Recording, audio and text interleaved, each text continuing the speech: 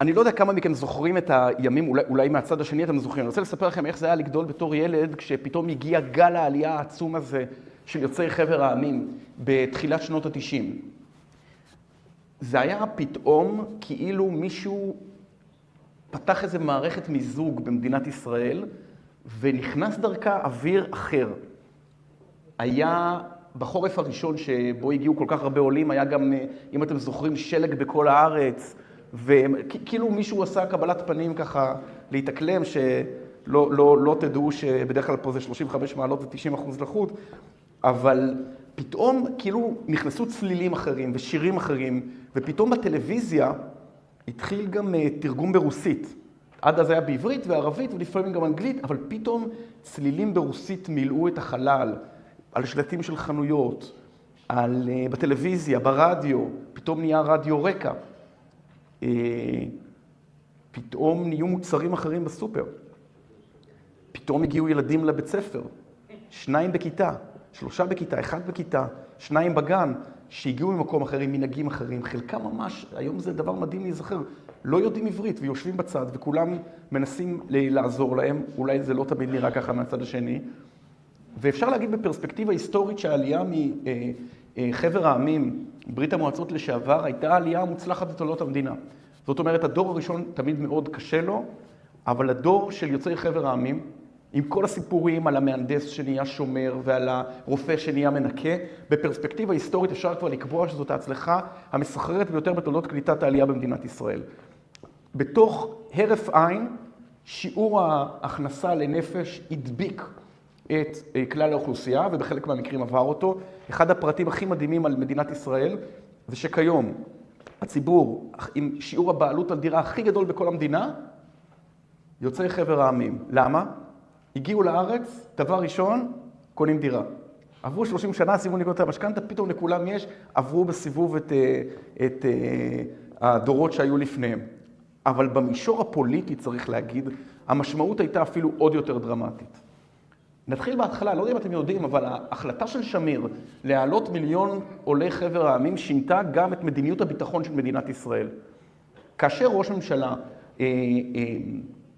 מתמודד, נכנס לתפקיד שלו, אחד הדברים שצריך לדעת זה שהיכולת הכי חשובה שיש לו היא להבחין בין עיקר וטפל. עכשיו, זה נשמע נורא קל, נכון? זה נשמע נורא קל, להבחנה בין עיקר ובין טפל, אבל כשאתה ראש הממשלה, הטפל הוא לפעמים דבר די דרמטי.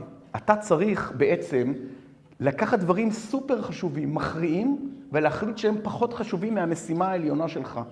אוקיי? נתניהו יגיד שהוא שחרר 1,000 מחבלים בעסקת שליט כי היה חשוב לו איראן. זה רק דוגמה קטנה. אבל ההחלטה הדרמטית של יצחק שמיר הייתה, שכל חייו, הדבר הכי חשוב היה לו קליטת עלייה, הייתה להעלות 1,000,000 יוצאי חבר העמים מברית המועצות לשעבר למדינת ישראל. איך עושים את זה? מדינת ישראל של תחילת שנות ה-90 היא מדינה שעוד כמעט אין בה סופרמרקטים, שהתוצר הלאומי הגולמי שלה הוא נמוך מאוד, בוא נגיד את האמת, עוד אין לה כל כך הרבה מה להציע. בטח כשכבר יש היסטוריה של גלי הגירה אדירים מרוסיה מערבה. לאן? לארצות הברית של אמריקה. למה שיוצא חבר העמים לא ייקח את המטוס הראשון וייסע לארצות הברית? והתשובה המדהימה היא, חוץ מציונות, כי לא נתנו. כי שמיר דאג באופן סודי שממשלת ארצות הברית לא תאפשר שהם ייכנסו. כן? וכך 1,000,000 יוצאי חבר העמים, חלקם מן הסתם הגדול היה מגיע גם ככה, אבל כולם כמעט הגיעו למדינת ישראל. איך עושים את הדבר הזה? באמצעות קשרים טובים עם ארצות הברית, אבל אז ארצות הברית רוצה משהו מאוד דרמטי מיצחק שמיר. מתחילה מלחמת המפרץ, פלישה של עיראק לכווית, וארצות הברית רוצה לעצור את סדאם חוסיין. בשביל זה היא מקימה קואליציה בינלאומית של מדינות. היא מקימה קואליציה עם אנגליה וצרפת ובלגיה ועם גרמניה ועם מי עוד? עם סוריה ועם מצרים. מדינות ערביות בפעם הראשונה משתתפות בפלישה למדינה ערבית אחרת. מה התנאי שלהם? שמדינת ישראל לא תהיה בקואליציה הזאת. אבל מדינת ישראל חייבת להגיב, כי סדאם חוסיין מתחיל לשגר טילי סקאד לעבר מדינת ישראל. ועוד אין כיפת ברזל ואין חץ ואין קלע דוד, והלחץ הציבורי הולך ועולה. ויצחק שמיר מבליג, והוא חוטף על זה בעיתונות, והוא חוטף על זה בממשלה, והוא חוטף על זה מהשרים שלו, והוא חוטף על זה מהמצביעים שלו. ויהיו שיגידו שזאת אחת הסיבות להפסד שלו בבחירות שנתיים אחר כך. כי הליכוד, שרק הליכוד יכול וחזק בביטחון, מבליג. אבל יצחק שמיר לא סיפר להם שהייתה סיבה למה הוא עשה את זה. והסיבה הייתה כדי להכריע את התמונה הדמוגרפית במדינת ישראל אחת ולתמיד. כי המדינה שאמרו עליה שעד שנת 2000 יהיה בה רוב ערבי, היא עכשיו תנצל בזכות המיליון ששינה את המזרח התיכון. המיליון שגרם למדינות ערב מסביב להבין שישראל היא לא תופעה חולפת. שהיא כל כמה שנים מקבלת זריקת מרץ. אבל וואחד זריקת מרץ של הכוח הכי טוב שיש, והמהנדסים והרופאים והטכנאים שמזניקים אותה קדימה.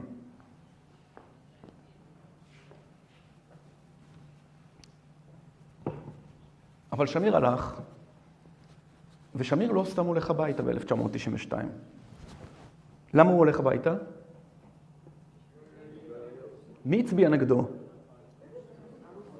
העולים מרוסיה. ב-1992, כשמתחולל המהפך, מן הצמח במדגם שלה, חלק מהפתקים היא עושה ברוסית, והיא צובעת אותם בצבע מיוחד כדי לראות למי הצביעו אותם מיליון איש. אי אפשר לדגום אותם, אי אפשר לראות אותם, אי אפשר להבין אותם, כי הם עכשיו הגיעו. וברוב מוחץ, מיליון עולי חבר העמים מצביעים ליצחק רבין.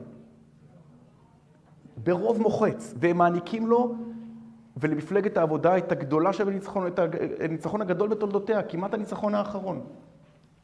קודם כל זאת אירוניה היסטורית מדהימה, נכון? 2, זה טעון ברור.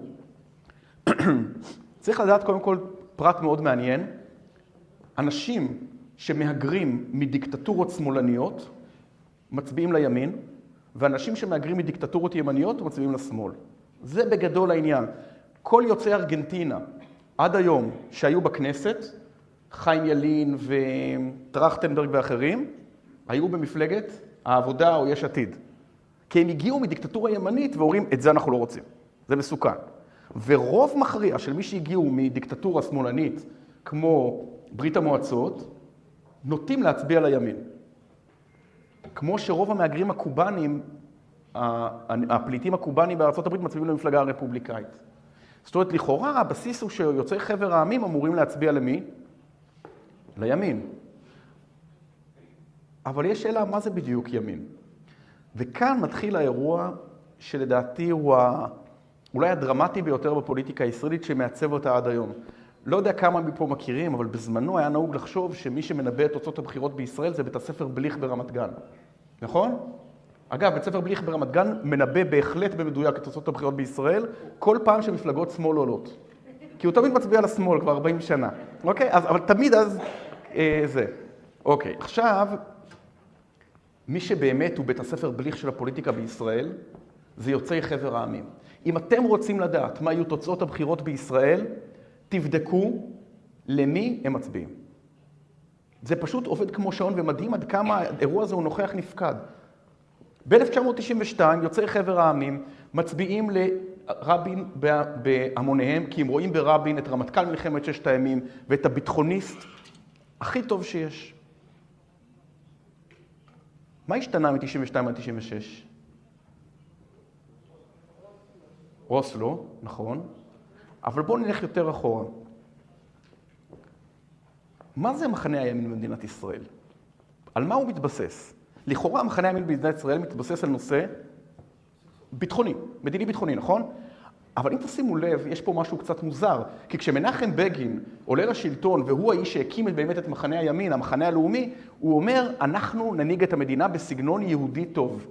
זאת אומרת, מנחם בגין מאותת לנו שבעצם האירוע של הימין הוא לא באמת שטחים ושלום והאם למסור את ההתנחלויות או לא, אלא זה על בסיס של זהות, של ככל, לא כמה אתה רחוק מיאסר ערפאת, אלא כמה אתה קרוב לבית כנסת. אוקיי? בעצם המחנה שמנחם בגין מייסד מונה 3 ציבורים. הכיפות השחורות, חרדים, הכיפות הסרוגות, דתיים לאומיים, והכיפות בכיס, מסורתיים. זה הציבור, הליכוד, פריפריה, איך שלא תרצו לקרוא לזה. יוצאי חבר העמים, כשהם מגיעים, מה יש להם עם הדבר הזה? חלק הארי של יוצאי חבר העמים מחזיק בעמדות בנושאים אזרחיים הרבה יותר, נקרא להם ליברליות, הרבה יותר חילוניות מאשר המרכז הישראלי. הוויכוחים הגדולים, למשל, על מחירת בשר לא כשר בישראל, מתחילים כמעט בהתאמה לעלייה של יוצאי חבר העמים, כי אז פתאום גדל מאוד השיעור שלהם. לא שזה היה קודם, לא שזה לא היה קיים קודם, אבל זה הולך וגדל, אוקיי? הציבור הוא הרבה יותר אזרחי. ולכן ב-1996, כשסופרים את הקולות, ומסתבר שבנימין נתניהו ניצח על חודו של אחוז את שמעון פרס, מה ההפתעה הגדולה? שיוצאי חבר העמים הולכים איתו. למה בעצם הולכים איתו? למה המפלגה של נתן שרנסקי, ישראל בעלייה, הולכת עם הימין? והתשובה היא, כי במדינת ישראל של שנות ה-90, יוצאי חבר העמים מצביעים כי בעיניהם השאלה החשובה ביותר היא השאלה הטריטוריאלית ביטחונית. ולכן מבחינתם הם מקריבים את הקורבן האזרחי על מזבח האמונה המדינית. אבל זה לא כך פשוט. ב-92 הם מצביעים ככה לרבין, ב-96 פיגועים, אז מצביעים לנתניהו, מ-96 עד 99 שנים שקטות. מה קורה בעקבות זה? יוצאי חבר העמים מצביעים לאהוד ברק. זאת אומרת, הפרס על השנים בתחילת השקטות הוא ללכת לברק. למה זה? כי בפוליטיקה, כשפתרת בעיה, לא יעזור לך לבוא ולהתגאות בה, היא פשוט נשכחה. אם היה אינפלציה וגמרת אותה, אף אחד לא זוכר את זה כבר. הייתה האינתיפאדה וסיימת אותה, לא משנה. הייתה קורונה, הבאת חיסונים, יום אחר כך כולם מדברים על משהו אחר. ולכן יוצאי חבר העמים ב-99, בגלל השקט הביטחוני, עושה להם אהוד ברק קמפיין מהסרטים, אומר להם, מה הוא אומר להם? על כלכלה, על דת ומדינה. הוא אומר להם שש"ס לא תהיה בעמדת מפתח בממשלה. שרנסקי, שכמה שנים קודם הולך עם נתניהו, עושה את קמפיין ש"ס קונטרול או נש קונטרול, נכון? מוודא פה נש קונטרול. סש קונטרול או פש קונטרול, נכון? בדיוק, בדיוק. זה היה קמפיין כל כך פופולרי עשו ממנו מיקס שהיה במועדונים בתל אביב באותה תקופה. זאת אומרת, נתן שרנסקי בעצם מצהיר, אוקיי, אנחנו בימין, אבל אנחנו כאילו קצת בן חורג של מחנה הימין, נכון? 2003, אינתיפאדה, משתוללת ברחובות, למי מצביעים יוצאי חבר העמים? שוב שרון. והולכים עם ליברמן, שמי ליברמן הולך? עם האיחוד הלאומי, עם החרדלים. עם מי שהם היום נועם, עם הרבנים. אני זוכר שהיינו כמו בבדיחה, נסעתי פעם עם ליברמן באוטו ב-2003, היה הוא שני רבנים בכפר דרוזי. וכולם מצביעים למפלגה של גנדי, כאילו דברים מאוד מוזרים. אבל הם יכולים היו להיות בגלל שהנושא הוא מדיני-ביטחוני. וככה ממשיכה המטוטלת הזאת כל השנים. ב-2006, כששרון מקים את המפלגה, את קדימה, הנאום הראשון שלו הוא נושא לא בעברית, אלא ברוסית. הוא אומר, המפלגה הזאת תהיה בית של העולים, והוא משריין 7 עולים ב-27 מקומות הראשונים. כי הוא אומר, כמו שהמסורתיים היו של הליכוד, העולים יהיו של קדימה. הוא מבין שהם נקודת המפתח של הפוליטיקה הישראלית. אבל אז שרון נופל למשכב, וקם במקומו מישהו שלא דובר רוסית, ולא כך מבין את החשיבות, אז הוא משאיר חברת כנסת 1 או 2, והוא לא נותן לאף אחד מהם תפקיד שר. והסוף ידוע. מ-2009 יוצאי חבר העמים מצביעים ברוב מוחץ לימין, כתוצאה מכך הימין בשלטון מ-2009, אי אפשר לנצח את הקומבינציה הזאת של 3 ציבורי הכיפות בישראל פלוס יוצאי חבר העמים, אי אפשר לנצח. סוף סיפור, שחמט, במקום פוליטיקה אפשר להתעניין במשהו אחר. אבל אז קורה משהו. בנושא המדיני-ביטחוני, עשור שקט של מדינת ישראל מוביל לכך שבעצם ברמה הביטחונית הוכרע הוויכוח. הציבור הישראלי לא מאמין יותר בסיכויים של שלום עם פלסטינים. הייתה מלחמה 1 ו2 אינתיפאדות, היו נסיגות, ההתנתקות והנסיגה מלבנון שכשלו, והציבור הישראלי הולך ימינה. 70-75 מנדטים מגדירים את עצמם ימנים. העובדה הכי מעניינת על מדינת ישראל, בלשכה המרכזית לסטטיסטיקה, זה שיותר אנשים, 9% מגדירים את עצמם טבעונים, מ7% שמגדירים את עצמם שמאלנים. והחדשות הן האמיתיות זה שאי שם יש עשרות אלפי טבעונים, אוהבי כרובית, שאוהדים את בית"ר ירושלים.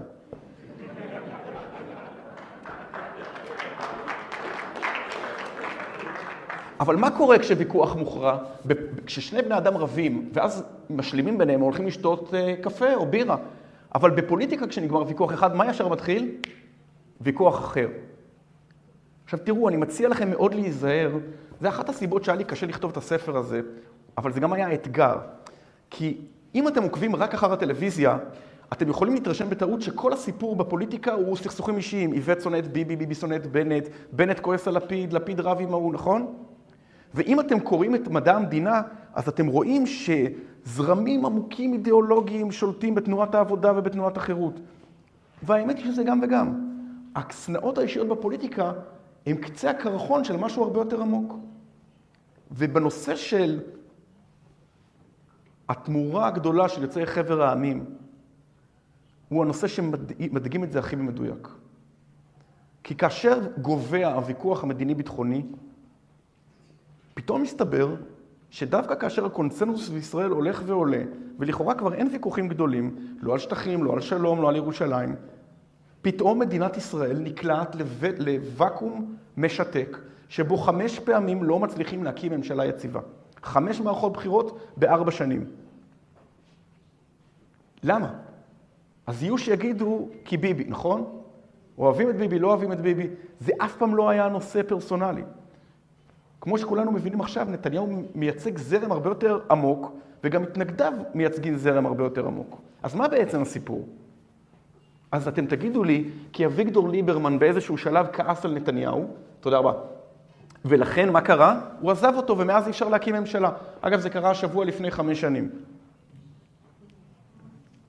זאת אומרת שכל הפוליטיקה בישראל נקלעה לכאוס, כי ליברמן חושב שנתניהו שכר חוקרים הפרטיים על הילדים שלו, ונתניהו חושב שליברמן סגר דיל עם הפרקליטות כדי להפיל אותו. נכון? האומנם? ממש לא. אני אתן לכם דוגמה לעוד מישהו ששונא את נתניהו. נפתלי בנט. נכון? נפתלי בנט קם ועזב את נתניהו והלך ונהיה ראש ממשלה. מה קרה למצביעים שלו? הלכו איתו? לא. הוא לא יעז להתמודד בבחירות שלאחר מכן. מקרה חסר תקדים בישראל. הוא ידע שהוא לא יעבור את אחוז החסימה. אבל אביגדור ליברמן כשעוזב, הבוחרים שלו לא רק שהולכים איתו, התמיכה בליברמן עולה. מדוע? בגלל הנושא. ליברמן בעצם אומר להם, תקשיבו, עזבו, אני שונא את ביבי, הכל זה, אבל הסיבה האמיתית שאנחנו עוזבים, אני אדבר בבוטות עכשיו, היא כי בוויכוח הישן, אנחנו והימין שנאנו יחד את הערבים. אבל עכשיו נגמר הוויכוח הישן ואנחנו שונאים את החרדים. אוקיי? זאת אומרת, או בתרגום יותר מנומס. הנושא הוא כבר לא מדיני-ביטחוני, אלא הוא דת ומדינה. וכשהנושא הוא כבר לא מדיני-ביטחוני, אז אתה מתעורר בבוקר ואומר, מה אני עושה באותו בית עם גולדקנופ וסמוטריץ' וליצמן? אין לי מה לחפש איתם ביחד. כי בנושאי דת ומדינה, נישואים ציבוריים, תחבורה בשבת, אין לי מה לעשות איתם באותו בית. אני מרגיש במקום הרבה הרבה יותר טבעי עם ניצן הורוביץ ועם יאיר לפיד ועם מרב מיכאלי. ולכן באופן מוזר, כשהנושא בשנה האחרונה הופך להיות הרפורמה המשפטית, אז למרות שליברמן, בוא נגיד את האמת, הוא לא יכיר מערכת המשפט, כן? הוא האדם השני שהושקעו בו הכי הרבה שעות על ידי מערכת אכיפת החוק, מקום ראשון נתניהו, אז הוא מתייצב בראש ההפגנות נגד הוצאת הכוח ממערכת המשפט. כי הבוחרים שלו, זה בכלל לא ויכוח על מערכת המשפט, זה לא ויכוח על מוסדות, זה ויכוח על ערכים. על ישראל יותר דמוקרטית או יותר יהודית, יותר חילונית או יותר דתית. נכון? עם תחבורה בשבת או בלי. עם חוק חזיר או בלי. עם נישואים אזרחיים או בלי. וברגע שליברמן עוזב, אז מאוד קשה לימין לנצח. למעשה הוא לא ממש הצליח לעשות את זה עד הפעם האחרונה. האם גם עכשיו נגמרה ההיסטוריה? לא. ואז הגיע 7 באוקטובר. אם אתה יוצא חבר העמים, הצבעת ב-92 לרבין, ב-96 הלכת ימינה לנתניהו, ב-99 חזרת לברק, ב-2003 שוב ימינה לשרון, ב-2006 הלכת שמאלה עם אותו שרון, ב-2009 חזרת לביבי, היית שם, היית שם, היית שם, היית שם, חצית שמאלה עם ליברמן, מה אתה עושה עכשיו? לכאורה חוזר לימין. ואני אגיד לכם שאני חושב שעל אף שציבור יוצאי חבר העמים הולך ומצטמצם מבחינה דמוגרפית, כי הדור השני, הדור הראשון וחצי והשני של יוצאי חבר העמים, הוא כבר לא יוצאי חבר העמים, הוא בעצם צבר, או כמעט צבר, ילדותו עברה פה. הוא כבר פחות רואה ערוץ 9, נכון? פחות קורא וסטי. פחות... מה? היא הנותנת. אז בעצם עדיין הוא ממליך המלכים בפוליטיקה הישראלית. והשאלה לאן הוא ילך בבחירות הקרובות, האם לנושא הימני-ביטחוני, או יגיד, תשמעו, עדיין הנושא החשוב זה זהותה של המדינה, הוא בעצם נקבע מי יהיה פה ראש הממשלה.